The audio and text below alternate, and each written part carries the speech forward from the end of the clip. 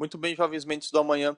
Nós estávamos discutindo no vídeo anterior a influência que a orientação entre o vetor força e o vetor deslocamento tem no trabalho, e nós vimos três situações particulares em que o ângulo formado entre eles era 0 graus, depois o ângulo formado era de 180 graus e o ângulo formado de 90 graus na terceira situação. A gente não discutiu a situação em que o ângulo ocupa um valor intermediário entre 0 e 180 que não seja o de 90 graus, é claro. Para ilustrar essa situação, eu trouxe um exemplo. Eu vou lendo o enunciado e destacando os aspectos importantes. Um bloco puxado por meio de uma corda inextensível e de massa desprezível desliza sobre uma superfície horizontal e com atrito, descrevendo um movimento retilíneo e uniforme. A corda faz ângulo de 53 graus com a horizontal, e a tração que ela transmite ao bloco é de 80 newtons. Se o bloco sofrer um deslocamento de 20 metros ao longo da superfície, o trabalho realizado pela tração no bloco será de... Então eu desenhei aqui, na nossa esquerda, essa situação com as forças. Eu tenho a força de tração de 80 graus, formando 80 newtons, perdão, formando 53 graus com a horizontal e tenho a força de atrito.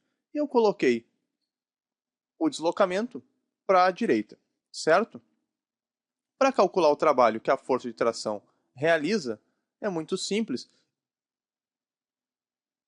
É só aplicar na equação. Para fazer esse cálculo, não importa que exista atrito. O atrito também realiza trabalho, mas o cálculo dos trabalhos de cada um dos dois, da tração e do atrito, são independentes. Então eu vou aplicar só para o que a questão pede, que é a tração. A força de tração é de 80 newtons. O deslocamento no qual ela atua é de 20 metros.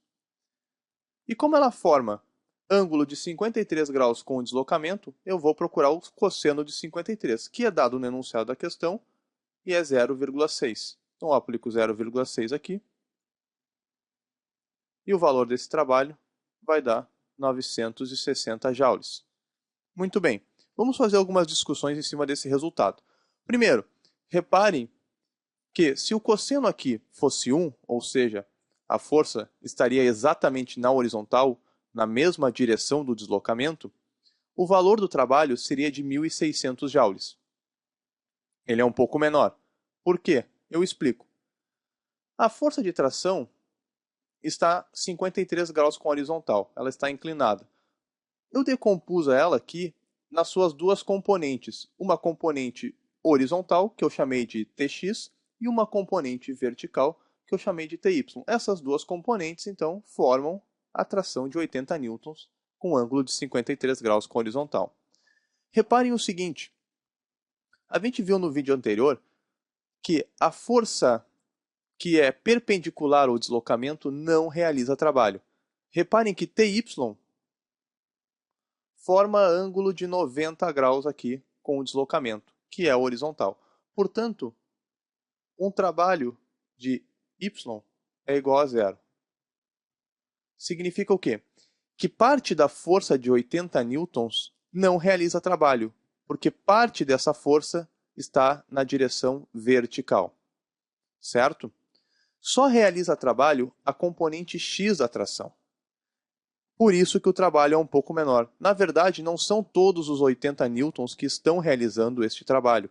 Só a componente horizontal realiza. A componente vertical não tem contribuição na realização de trabalho.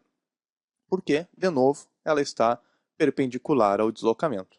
Certo? A resposta da questão é 960 joules, tu marcaria lá na alternativa, estaria resolvida a questão.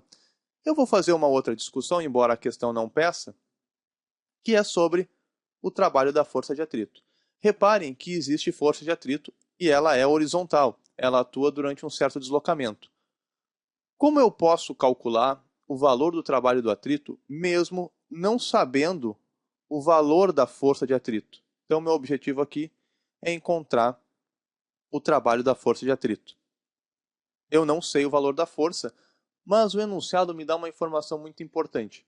O movimento é retilíneo e uniforme, MRU. Se é MRU, a velocidade é constante.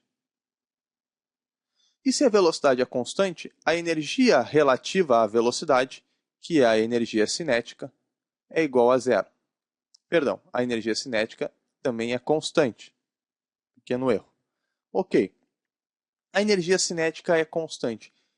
Como pode a energia ser constante se a força de tração está entregando 960 joules de energia na forma de trabalho para o bloco? Essa força realiza um trabalho que é a favor do movimento. Reparem que a força está apontando para a direita, assim como o movimento. Essa força deveria transferir 960 joules para o bloco e a energia do bloco deveria aumentar 960 joules e não permanecer constante. O bloco não poderia permanecer em MRU. De fato, a força de tração transmite os 960 joules. Acontece que, do trabalho transmitido pela tração, nada fica com o bloco. O que significa isso?